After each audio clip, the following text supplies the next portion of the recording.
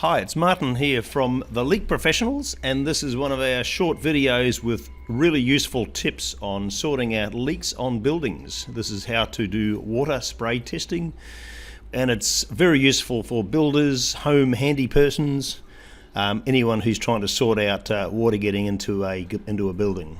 We hope you enjoy it and find it very useful. Thank you. What we are going to do is spray the wall down with a very basic garden hose and nozzle. The plan is to start at the bottom and gently spray the wall so the water behaves as in a normal rainstorm. If you jet the wall with high-speed water, it will always find a way inside, but doesn't give us any new information. So here, Andrew is going to start at the bottom of the wall and move upwards in four height intervals. So if he sees the water coming in at the low level, that confirms the location of the leak. We need to have someone inside the building to confirm when the water starts leaking through so we can respond accordingly. So we're now on to the second level.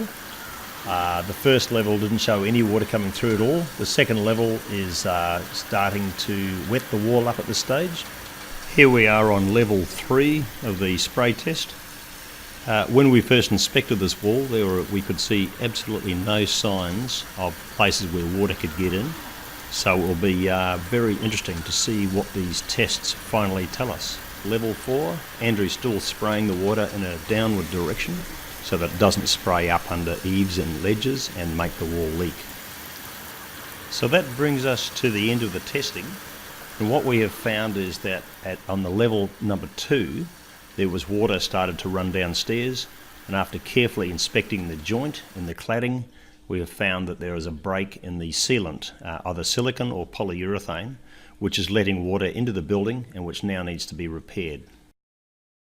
And that brings us to the end of this short segment on water spray testing. I hope it's been really useful. If you need more information, contact us through our website or go to our video training program on how to stop leaks on balconies.